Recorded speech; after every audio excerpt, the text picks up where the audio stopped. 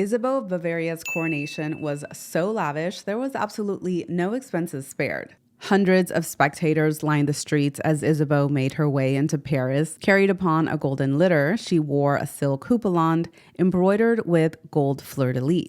The huge procession included nobles, all dressed in expensive and lavish clothing made with threads of gold and adorned with jewels, and her sister-in-law alone was escorted with at least 1,000 knights into Paris. The streets of Paris were also lined with the Parisian bourgeois on horseback, wearing suits of green and crimson baldaquin cloth. The roads themselves were covered with ornate carpets made of silk and camlet, while windows of houses were decorated with elaborate tapestries. Fountains flowed with milk and wine, and performances were held throughout the procession for entertainment.